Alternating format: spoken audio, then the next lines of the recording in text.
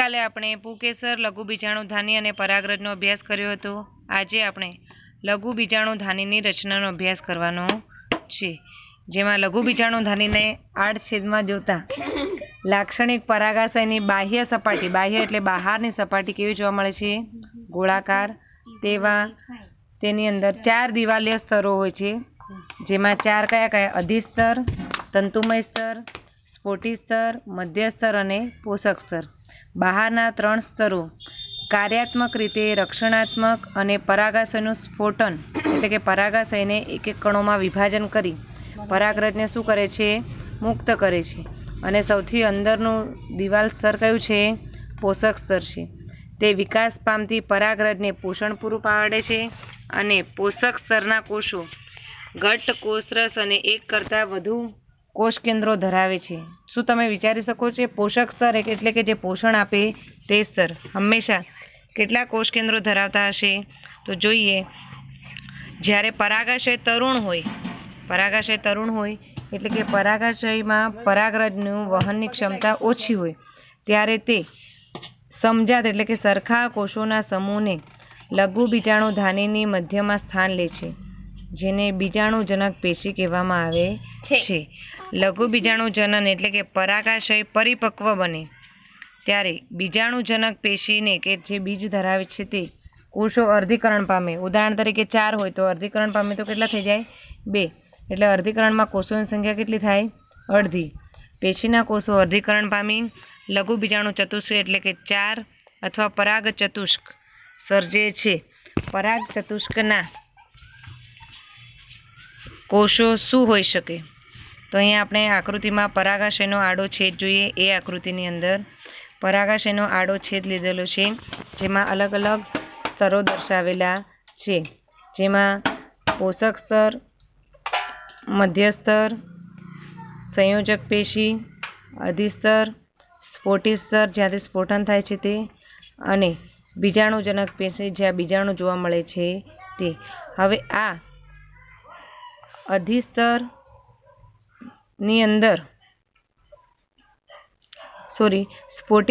અંદર બીજી આકૃતિ જોવા મળે છે આપણને। તેની અંદર લઘુ બીજાણુધાનીની દિવાલના સ્તરો દર્શાવતો દેખાવ આપણને બતાવેલો છે, જે બી આકૃતિમાં જોવા મળે છે, જેની અંદર તેની કોષ દિવાલ જોતા સૌથી અંદર રેડ કલરના ડોટ્સ વડે દર્શાવેલ છે। શરૂઆતથી તે પોષક સ્તર છે। બીજું લઘુ બીજાણુ માતૃકોષ છે, તેની ઉપર મધ્ય સ્તર એટલે વચ્ચે આવેલા સ્તર છે, જે સ્તરનું સ્ફોટન થાય છે તે સ્ફોટી સ્તર છે, અને ત્યારબાદ અધિસ્તર આવેલું છે, જે સૌથી બહારની શરૂઆતની દિવાલ છે તે કઈ દિવાલ છે? અધિસ્તર। પછી સી આકૃતિ જુઓ, જ્યારે પરાગરજનું સ્ફોટન થાય ત્યારે પરાગાશય પરિપક્વ અવસ્થામાં આવે ત્યારે કેવી રચના જોવા મળે?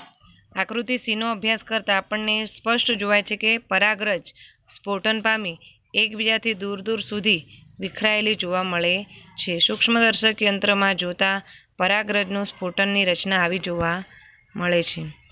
હવે જોઈએ, બીજાણુજનક પેશીનો પ્રત્યેક કોષ એટલે કે દરેક કોષ શું સર્જે છે? લઘુ બીજાણુ ચતુષ્ક એટલે કે જો એક હોય તો ત્યાં કેટલા સર્જે છે? 4। જે દરેક ક્ષમતાપૂર્ણ પરાગ કે લઘુ બીજાણુ માતૃકોષ છે, એટલે કે પરાગ માતૃકોષ જેનું નેમ છે પોલન મધર સેલ PMCમાંથી અર્ધીકરણ દ્વારા લઘુ બીજાણુ સર્જાવાની પ્રક્રિયાને લઘુ બીજાણુ જનન કહે છે। પરાગ માતૃકોષ એટલે કે પરાગરજની અંદર જે મુખ્ય કોષ છે એ કોષમાં જ્યારે લઘુ બીજાણુ સર્જાય છે તેવી રચનાને શું કહેવાય? લઘુ બીજાણુ જનન। લઘુ એટલે નાના। લઘુ બીજાણુ સર્જાય ત્યારે 4 કોષોના સમૂહ સ્વરૂપે સર્જાય। 4 એટલે તેની રચના કેવી જોવા મળશે? ચતુષ્ક, એટલે કે જેને લઘુ બીજાણુ ચતુષ્ક કે પરાગ ચતુષ્ક કહે છે। પરાગાશય પરિપક્વ થાય અને શુષ્ક બને એટલે લઘુ બીજાણુ એકબીજાથી શું પડે છે? છૂટા પડે છે। છૂટા પડે છે ક્યારે? જ્યારે પરિપક્વ થાય ત્યારે। અને તેનું નિર્માણ શેમાં થાય છે? એટલે કે વિકાસ શેમાં થાય છે? પરાગરજમાં વિકાસ પામે છે। દરેક લઘુ બીજાણુધાનીમાં કેટલી સંખ્યામાં લઘુ બીજાણુ કે પરાગરજનું નિર્માણ થાય છે? હજારોની સંખ્યામાં, જે પરાગાશયનું સ્ફોટન થવાથી શું થાય છે? મુક્ત થાય છે। અહીંયા આકૃતિમાં આપણે જોઈએ ને કે પરાગરજ કેવી એકબીજાથી દૂર થઈને છૂટી પડે છે, એવી રચના અહીંયા પરાગાશયના સ્ફોટન થવાથી મુક્ત થતી જોવા મળે છે. હવે જોઈએ પરાગરજ. લઘુ બીજાણુધાનીમાં તમે શું શીખ્યા? એકવાર ફરી તમને રિવાઇઝ કરાવી દઉં. લઘુ બીજાણુધાનીમાં કોષો શું પામે? અર્ધીકરણ, ત્યારબાદ ચતુષ્ક બને, તેના અંદર અલગ અલગ સ્તરો હોય, એ સ્તરમાંથી એક સ્તરનો સંપૂર્ણપણે છેદ લેતા અલગ અલગ સ્તરો અને તેની અંદર આવેલા માતૃકોષો જોવા મળે, સ્ફોટન પામતું પરિપક્વ પરાગાશય જોવા મળે. ત્યારબાદ લઘુ બીજાણુધાનીની અંદર પરાગમાતૃકોષની રચના જોવા મળે, જે લઘુ બીજાણુ સર્જે તો તેને શું કહેવાય? લઘુ બીજાણુ જનન.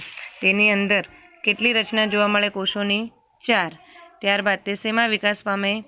પરાગરજમાં. હવે આપણે પરાગરજનો અભ્યાસ કરીશું. પરાગરજ શું છે, તેનું સ્થાન ક્યાં છે, શેમાં જોવા મળે, રંગ કેવો છે, તેનો અભ્યાસ કરવાનો છે. પરાગરજ જે નર જન્યુજનક અવસ્થાનું પ્રતિનિધિત્વ કરે છે. તમે જાસૂદના ફૂલ તો જોયા જ હશે. જાસૂદના કે અન્ય કોઈ ફૂલના, કોઈ પુષ્પના ખુલ્લા પરાગાશયને સ્પર્શ કરો તો તમારી આંગળીઓ પર પરાગરજનો પીળાશ પડતો પાવડર જોવા મળશે. કાચની સ્લાઇડ પર પાણીનું ટીપું લઈ તેને સૂક્ષ્મ દર્શક યંત્ર વડે શું કરવાનું છે? અવલોકન કરવાનું છે. અહીંયા આપણે આકૃતિમાં કેટલીક પરાગરજ જે ઇલેક્ટ્રોન સૂક્ષ્મ ફોટોગ્રાફ્સની અંદર જોવા મળ્યા, ત્યારે પરાગરજની રચના જુઓ. ખરેખર કેટલી બધી છે. ત્રણેય આકૃતિ તમે ધ્યાનપૂર્ણ જોશો તો દરેકના આકાર, કદ, રંગ, દેખાવ બધી જ રીતે કેવા જોવા મળે છે? અલગ અલગ. તમે ખરેખર આશ્ચર્યચકિત થશો કે વિવિધ જાતિની પરાગરજ બંધારણની બાબતે, જેમ કે આકાર, કદ, રંગ અને રચનામાં પણ કેવા જોવા મળે છે? ભિન્ન ભિન્ન. એના સિવાય આપણને અહીંયા બાજુમાં ABCD આકૃતિઓ આપેલી છે. એમાં સૂક્ષ્મ રચના જોવા મળે છે પરાગરજની અંદર. પરાગરજની અંદર કોષ કેન્દ્ર પણ છે, રસધાની પણ છે, અસમિતીય ત્રાગતંતુ પણ છે અને પરાગરજની અંદર બીજી એક વિશેષતા છે કે તેમાં 2 પ્રકારના કોષો આવેલા છે, વાનસ્પતિક કોષ અને જનન કોષ. તો હવે તેનો ડિટેલમાં અભ્યાસ કરીએ. પરાગરજ સામાન્ય રીતે તેનો આકાર કેવો છે? પરીક્ષામાં પૂછી શકાય કે પરાગરજ વિશે ટૂંકમાં સમજાવો. તો તેના આકારથી લઈ તેની ઝીણામાં ઝીણી સૂક્ષ્મમાં સૂક્ષ્મ રચનાનો આપણે ઉલ્લેખ કરવાનો છે.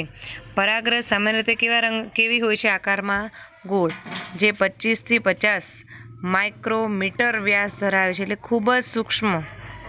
તે સ્પષ્ટ દ્વિસ્તરીય દિવાલ ધરાવે છે. કેટલા સ્તરીય? દ્વિ એટલે કે 2. તેમાં 2 આવરણો છે, બહારનું આવરણ અને બાહ્ય આવરણ અને અંતઃ આવરણ. બાહ્ય આવરણને બહારનું આવરણ કહેવાય, એટલે કે બહારનું સખત આવરણ જેને બાહ્યાવરણ કહે છે. તે શેનું બનેલું છે? જે સ્પોરોપોલેનિનનું બનેલું છે, જે એક ખૂબ જ પ્રતિરોધક કાર્બનિક દ્રવ્ય તરીકે જાણીતું છે. તે ઊંચા તાપમાને કે એક ખૂબ જ પ્રતિરોધક કાર્બનિક દ્રવ્ય છે જે ઊંચા તાપમાને જલદ એસિડ, જલદ એટલે ખૂબ જ ગરમ સ્ટ્રોંગ એસિડ અને બેઝ સામે ટકી શકે છે. અને મળતી માહિતી મુજબ ઉત્સેચકો પણ સ્પોરોપોલેનિનને અવનત કરી શકતા નથી. એટલે કે પરાગરજના બાહ્ય આવરણમાં જ્યારે સ્પોરોપોલેનિન ગેરહાજર હોય ત્યારે તેમાં શું જોવા મળે છે? છિદ્રો. આ જે છિદ્રો જોવા મળે છે, છિદ્રો એટલે કે હોલ, જેને જનન છિદ્ર પણ કહે છે. સ્પોરોપોલેનિનની હાજરીને કારણે પરાગરજ અશ્મિ સ્વરૂપે સંગ્રહાયેલા હોય છે. તમે શા માટે વિચારો કે બાહ્ય આવરણ આકર્ષક ભાત અને નકશી ધરાવે છે? શા માટે બાહ્ય આવરણ સખત હોવું જોઈએ? જનન છિદ્રનું કાર્ય શું? બાહ્ય આવરણ સખત હોવું જોઈએ જેથી કરીને બહારથી આવતા એસિડ છે બેઝ સામે તે સામે ટકી શકે. હવે છે પરાગરજના અંદરના આવરણને શું કહેવાય? અંતઃ આવરણ. જે શેનું બનેલું છે? સેલ્યુલોઝ પેક્ટિનનું બનેલું પાતળું અને સળંગ છે સ્તર છે સેલ્યુલોઝ અને પેક્ટિનનું. તમે જાણો છો કે વનસ્પતિની કોષ દિવાલ શેની બનેલી છે? સેલ્યુલોઝની. એવી જ રીતે પુષ્પની અંદર પરાગરજનું અંતઃ આવરણ શેનું બનેલું છે? સેલ્યુલોઝ અને પેક્ટિનનું પાતળું તથા સળંગ આવરણ છે. પરાગરજનો કોષ રસ સ્તરથી ઘેરાયેલો છે, જ્યારે પરાગરજ કેવી બને છે? પરિપક્વ બને છે. જે રીતે મનુષ્યમાં કયો રસ છે? કોષ રસ છે.